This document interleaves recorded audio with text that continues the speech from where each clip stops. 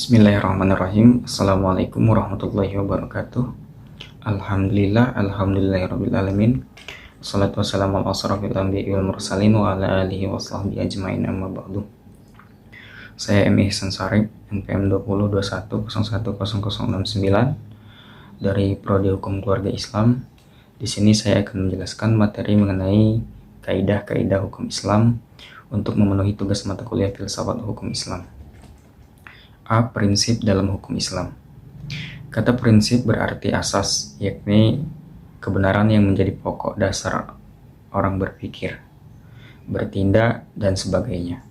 Adapun yang dimaksud dengan prinsip-prinsip hukum Islam ialah cita-cita yang menjadi pokok dasar dan landasan atau tumpuan hukum Islam.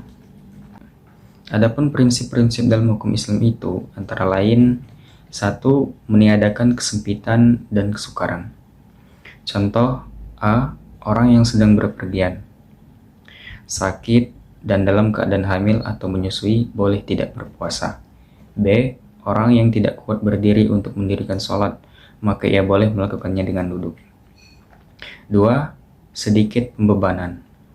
Prinsip ini mengisyaratkan bahwa pembebanan syariat atas manusia memang ada, akan tetapi syarat yang diturunkan atau dibebankan itu diterima apa adanya, tanpa mempersalahkannya atau mempertanyakannya, yang dapat menimbulkan kesukaran dan pemberatan atas pundak mukallaf terhadap kewajiban agama yang diembannya. Prinsip ini dilandasi oleh firman Allah Subhanahu wa taala dalam surat Al-Maidah ayat 101. Ayat tersebut menginstruksikan kepada manusia agar dapat menahan diri daripada mempertanyakan masalah yang tidak ada ketetapan hukumnya. Misalnya, pada waktu peraturan perundang-undangan belum diketahui, dan agar permasalahannya untuk sementara dibiarkan, dan permasalahan itu dipecahkan melalui kaidah-kaidah umum demi memberikan kelonggaran pada manusia. 3. Bertahap dalam menetapkan hukum.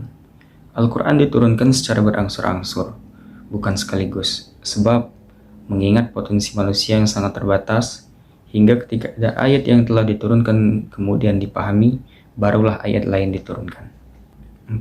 Memerhatikan kemaslahatan manusia. Dalam penetapan hukum selalu didasarkan pada 3 sendi pokok, yaitu: A. Hukum ditetapkan setelah masyarakat membutuhkan hukum-hukum itu. B. Hukum-hukum ditetapkan oleh suatu kekuasaan yang berhak menetapkan hukum dan memudahkan masyarakat ke bawah ketetapannya. C.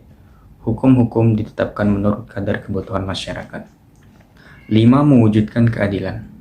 Manusia menurut pandang Islam adalah sama baik di hadapan Allah maupun di hadapan hukum, tanpa ada melihat kepada tinggi rendahnya suatu jabatan seseorang, tua maupun muda, melainkan seoptimal dan semaksimal apa yang telah ia perbuat dengan hukum Allah itu sampai mendapat predikat takwa.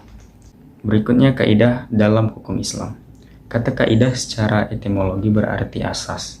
Adapun menurut As-Suyuti dalam kitab Al-Ashibah wa An-Nazhair, bahwa kaidah dalam hukum yang bersifat kulli atau menyeluruh atau general law yang meliputi semua bagian.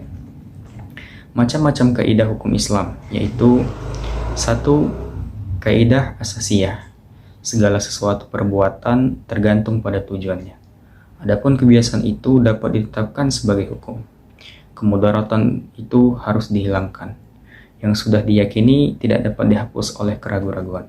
Kesukaran itu mendatangkan kemudahan. 2. Kaidah khairu asasiyah. Walaupun kedudukannya bukan sebagai kaidah asasiyah, namun keberadaannya tetap didudukkan sebagai kaidah yang penting dalam hukum Islam, karena para fuqaha sepakat akan kehujahan kaidah ini. Adapun kaidah-kaidah khairu asasiyah ini ada sebanyak 40 kaidah yang dapat kita ketahui dalam kitab Al-Ashibah wa An-Nazhair karangan Imam Jalaluddin Abdurrahman bin Abi Bakar Al-Suyuti. Kemudian ditambah lagi dengan 68 kaidah yang terdapat dalam kitab Al-Majallatul Ahkamil Adhiyah yang telah disempurnakan oleh Mustafa Ahmad Az-Zarqah. Berikutnya tujuan hukum Islam. Kajian tentang maksud tujuan ditetapkannya hukum dalam Islam merupakan kajian yang sangat menarik dalam bidang usul fikih. Al-Sayatibi mengatakan bahwa doktrin maqasid asy-syariah adalah kelanjutan dan perkembangan dari konsep maslahah. Tujuan hukum Islam atau maqasid syariah: 1. Memelihara agama, 2. Memelihara jiwa, 3. Memelihara akal, 4. Memelihara kehormatan, 5. Memelihara harta kekayaan. Demikianlah yang dapat saya jelaskan. Apabila ada kesalahan saya mohon maaf. Wabillahi taufiq wal hidayah. Wassalamualaikum warahmatullahi wabarakatuh.